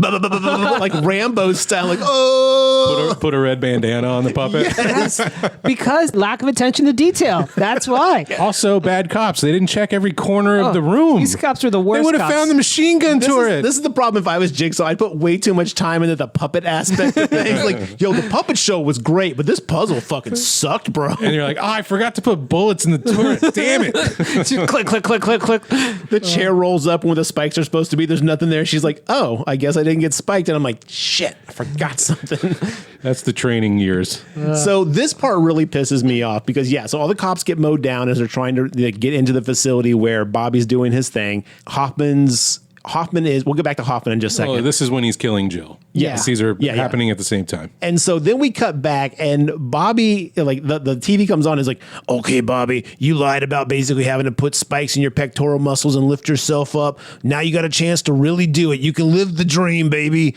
And so, I don't know why I'm saying more like Macho Man as this goes on. I want to say that Bobby has been skipping core day because his chest is made of cake. The way that those hooks slide into his No muscles problem. with no He's not putting tension them or in the muscle. pressure. He's putting it like under the skin, it looks like. Which You got to go explains- deeper, bro. Yeah. But he's putting no effort into getting them in there. He's like, and there's like, bloop. Because all humans in horror movie are made of some kind of Jello Play-Doh mixture. It's Play-Doh and Vaseline. Yeah. Kind of like that Necrotronic lady you guys were talking Yeah. about. Yep. So yeah, he slides him right in, and it's like, I agree. He needs to go way deeper because, shockingly, he pulls himself up, and it seems like it hurts like a lot, and then his skin gives out, and he falls to the ground. Well, okay, so we haven't properly described what he was supposed to do and that's what he true. was claiming he had done in his book, Tell All, How I Survived the Jigsaw, or whatever the fuck Why it's didn't he called. just hook it into his belt loops? Jigsaw, a summer to remember. Yeah, that's a good. God damn it, John. That's a good point. Nobody's there to say he can't do anything because all he's got to do. All right, the trap at the top of the trap. There's some sort of outlet plug he has to reconnect, and he's done. And the video's like, better put it through your chest, Bobby. And he fucking does it, and then it rips out, and he falls to the ground, and is like, ow. This is the thing about the first 3 Saw films. Someone is watching to make sure you do these traps correctly, and if you don't, they'll kill you. But John is right. He could have put it through his belt loop Yes. and went whoop, At whoop, this whoop, whoop, point, though, plug because in, the thing done. is, if it was Carrie Eulis or Elwes, I can't remember if it was him. He's busy doing some other shit. If it was Hoffman, he's busy doing some other shit. Like, yes, you could have fucking like, again, back to my like, use your shoes or use a bookshelf room. Like, you could gotten away with using so much stuff to your advantage if you had just done it. But like, he's just too dumb to think outside the fucking box. Yeah. Now here's a rewrite. We're in the writer's room. We're like, okay, someone like a John, someone smart, is in the room and goes like, well, wait a minute, why didn't he just hook it through his belt loops? And then we'd be like, ah, shit. He doesn't make it all the way up before it rips out of his chest. He still has enough time to try something else, then hooks it through the belt. Rather than doing what he does, is run back up to the fucking electrified fence and go, and falls down like an idiot. So dumb. Then, at least he would have tried something useful. Or other rewrite idea, we can't have him suddenly be too bright. So he I don't think we're in any danger of that happening. We've established him to be an idiot. he puts the hooks through his pecs and finds out that you can't pull your body weight up if you don't have fucking pectoral muscles. And so he just has to He's watch. putting it through the meat. It's not connected anymore. It's like, why doesn't this work? He can't He's lift tying in a knot. he can't lift his arms over his head, and that's it. I like that too. He just has to watch. That's still better than grabbing the electric fence the third time. He then takes the hooks off and grabs the electric fence again. He's also got a shirt, dude. Tie it in a loop and put it on the two chains and then wrap your arm through it and then hoist yourself up. So many options. Put the hooks on the fence. Tear the fence there are down. so many. Whip the cord to touch the chains and everything's electrified. Yeah. Listeners, as you can tell, Bobby fails. Well, that's why we're rewriting the scene. He's so bad. He does. To your point, for a writer, he cannot think outside of the box. He's like Jigsaw's like, or the Well, he's Jigsaw not a voice- writer. He probably had a ghostwriter for this book, knowing Probably, Bobby. yeah. So Jigsaw tells him what to do, and he's like, God, these are my only options. I better not put any creative thinking. Up I go. And so he fails, and then I feel so bad for his wife because the platform she's on suddenly gets transformed into a It furnace. sinks down like about a foot, and then the walls shoot up around it and make like a Sputnik style like satellite around her. And I was like, the first time I saw this, I was like, is he gonna launch her into space? I thought he was gonna launch this thing out the window. Why didn't they? That would have been so much better. So much Saw in space. They would have like checked 2 boxes off the fucking franchise list. And then, of course, you have 2 kids, right? They're like, oh, look, a shooting star. And then but instead this thing's just basically a cremation furnace, clings up around her, and then it starts heating up, fires on the outside, and she starts cooking alive inside this thing. And I will admit, this made me very uneasy. Like my stomach was so upset watching her like crispify in this. Some good makeup work. You can see her skin like starting to peel off. And then Bobby just drops to the floor and like curls up and is like, why? And you're just like, God damn it, Bobby. So one of the differences with this one is that Joyce has to be told about Bobby's lies. Like this comes out while he's trying to hook himself in the pecs. And she's like, wait, you lied to me, but I loved you. We were married. And he's like, I know, I suck. And they go on and on. But then as Bobby's trying to get himself to the top to plug in the cord, what exactly does that do? It just stops the trap? It's supposed to stop the trap. He basically plugs in the power, which basically tells it, hey, don't go any further. Okay. So while he's doing that, she's the only one giving him positive encouragement. Go, Bobby. I believe in you. I still love you no matter can what. do that. You're a good person. Right, because she regardless of knows this. I will yell at him later. Right now, he needs to sort this shit out. Yeah. True married fashion. John has clearly been married for a while because he's just like, oh, this ain't over yet. Yeah, when if she did survive, the drive home would have been a very tense one. Okay, he's bleeding from his pecs, and she still would have been like, "So, you want to talk about how you lied to me?" I would have loved if the drive home is just silent, and then he pulls to a McDonald's. He's like, "I'll take a number 2, and do you want anything?" And she just gives him like stares daggers at him. He's like, "No, just the number 2 then." Bobby loves his McDonald's. Yeah, the real test would have been having to stay married after that.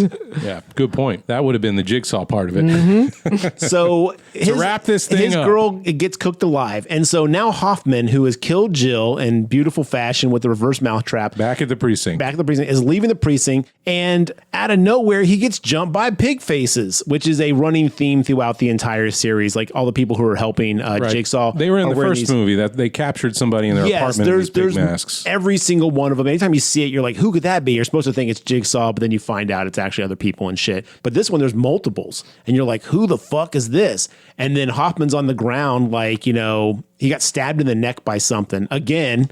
But this time it actually is effective because he's on the ground kind of begging for his life. And then the pig monster takes off his mask and it's Dr. Grant. Carrie Elwes. He looks up and he's like, you. And he kind of looks down and he's like, you. And it's just like this moment of nonstop flashbacks where you now realize that Dr. Grant was involved from the very beginning. And that's when we get that whole thing you described earlier. Where it's all like, Grant, you're my greatest puzzle piece. You'll help me from this day forward, which honestly was kind of a shock the first time you see it, because after the first movie, he never shows up again. Carrie Elwes' character never shows up again. And it was because there was a contract dispute. There was like money dispute. Oh, really? And then it finally got settled and he agreed to come back for this one now that had been worked out. So he agrees to come back, and that's why it's supposed to be a two-parter. This was supposed to be the end of the first movie, this scene right here. And then the second movie was going to be the continuation. He takes over the jigsaw. Yes, how they're actually like there's supposed to be a whole like extra plot line with that or something like that. Okay. But instead Hoffman like realizes like, oh my God, it was you from the beginning. You an OG dog. Then I guess Hoffman gets killed. Is that what happens? It just fades away, right? I think he dies from that neck wound. You got to think like, man, if you're getting stabbed in the neck twice in one day, like evaluate your fucking life choices, man. You're on the wrong path. Well, is this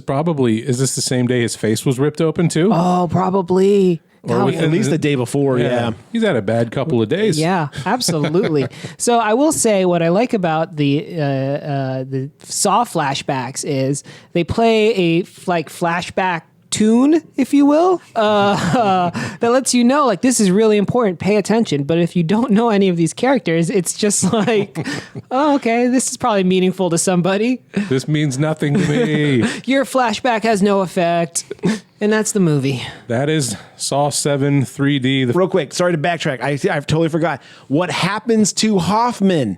He basically looks up and Carrie Elwes takes Hoffman to the original Saw room where Carrie sawed off his foot, and the corpse of the other dude from the very first movie is still in there rotting away. And his foot. I love that they showed his foot. Yeah, Carrie Elwes' foot is still in there. He basically chains Hoffman in there, and Hoffman goes for the saw. He's like, Hoffman's ready to cut his leg off. Like, Hoffman's like, I'm good with this game. Let's go, bro. Dr. Grant takes the thing away from him and he goes, nope, not this time. And then closes him in the dark room forever to be forgotten about. He throws the saw directly at the camera, of course. Oh, yeah, because you got to have a last little bit of 3D. Then transitions from one room into like a completely different room because it was like from blue to green room. Yeah, the color palette in this one was definitely like jarring. Very confusing. But so basically, Dr. Grant closes the door on Hoffman where he's going to rot and die forever. And that's then smash cut to credits. So, yeah. So Hoffman gets his comeuppance in a way. Or does he? Does he escape? Is him and Grant going to have to go at it later? Only the second part of this story could have been told. But we didn't do that. We went with Jigsaw, a.k.a. the origin story, a.k.a. the corner of death. God, Jesus Christ. Jigsaw was trash. Yeah. But we don't find out what happens to Bobby, right? We last see him just laying there crying as his wife's baking. No, we don't get any follow-up. Easy Bake Julie. He writes another book, How I Lied About the First One, but this time it's real. So arguably the main protagonist of the movie, Redux, if you will, Right. doesn't have an ending to his story. None of them have endings to their story. Everything is left as open-ended, and I think that's because there was supposed to be a second film. But again, you knew, the thing is, when 6 didn't do well, they cut it down to one movie. Writers, at that point, maybe wrap these motherfuckers up. But these numbers don't agree with that statement, though. Bobby and Hoffman were now chained in the room together. That would have been a interesting. la one. That would have been interesting if but Bobby survived his task, so. But not successfully, I would argue. But how do you define success? Not having all my friends and wife killed. He's got no teeth. That is one way to describe success, yes. Everybody I love still here. Yeah, did it.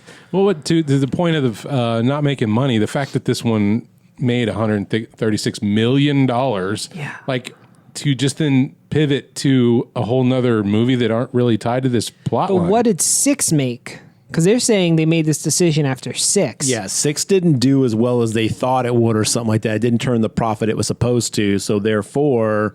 So maybe it bounced back with 7 or They something. were like, cut This one down. was far lower. $11 million budget, made $68 million. There you go. That's probably why. They were like, the return on investment is not insanely massive like the previous ones. Then do you think we're seeing the blow up of the 3D aspect? Is that what got it up into the $130 million? I mean, this movie came out, right, when I was obviously well into adulthood. I don't remember Saw 7 being a cultural phenomenon, but it made a ton of money. Overseas. Let me see if I can find it real quick.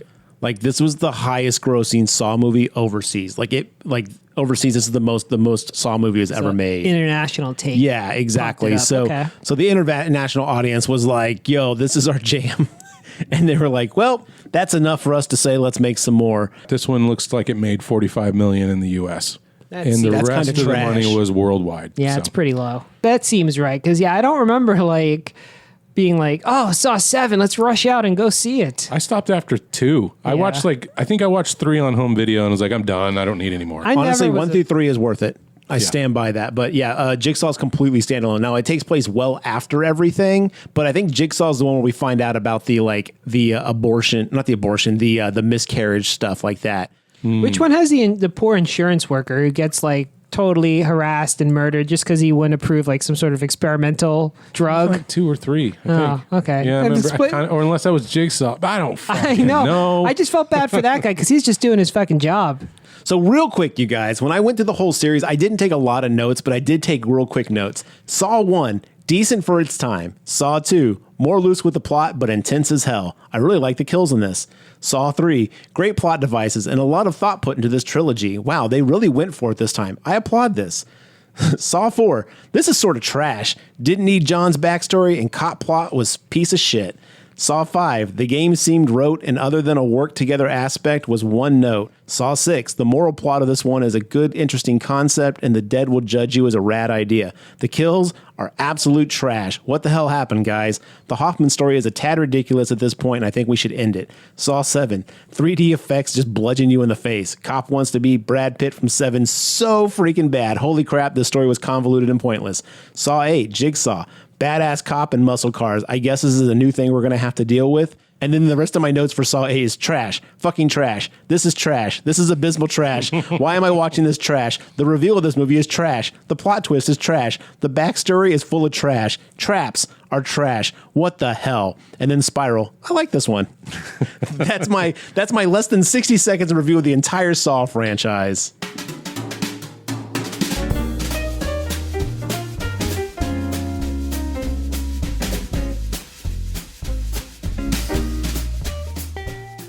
Okay, recommendation time. Are we recommending this film? A, being a good film, and B, being fun? As a perspective of someone who barely remembers the Saw franchise, I'm going to say no to both. It is certainly not a good film. It is not even, and it is not a fun film. It was kind of tedious to go through. Like, there's more enjoyable to watch Saw films if you're just looking for a Saw movie to watch than this one. My vote, no to both.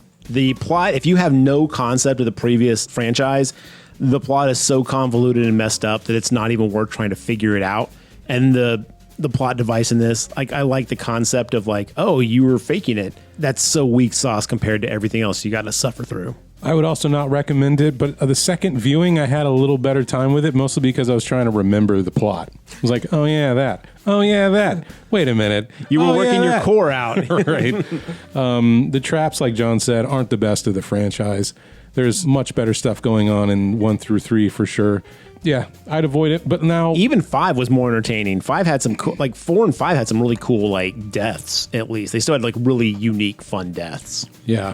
I always go back to the one where they have to razor blade through their finger webbings and fill up enough blood in a jar to turn the machine off. God, so well, I was thinking the one where the two people have to cut off literally a pound of flesh. Yeah, that one is that's one of the early like intro kills from one of the movies. Yeah, I am curious what this one's like in 3D though. To experience it in 3D, is that an option? Like, I wonder if they sell a 3D version. I bet it's equally bad, except now you'll get a headache as well. Probably so. All right, so that's going to do it for this one. 3 thumbs downs on fun and being good. It's not. So we're going to have another one next week. We're going to give you double content all November. It gets to be quadruple content because we're doing 4 episodes for the entire month. Well, we usually do 2 a month, and we're doing 4. So it's I see. Okay, your math adds up. I'm an idiot. So next week, we got another one on the slate based on its score. We're doing The Final Destination, but it's not. Yes. Spoilers. Spoiler alert, John. Yeah, it's at best a Final Destination. And now they've announced another one. It's even less of a Final Destination. It's like an intermediate destination. It's a rest stop. It's a rest stop on the way to the final destination. We'll tune in next week and we'll have that one. Listeners, have you seen Saw 3D? Are you a fan of the gore? Do you think it's fun? Let us know in our comments section on Twitter. But tune in next week for the final destination. See you then.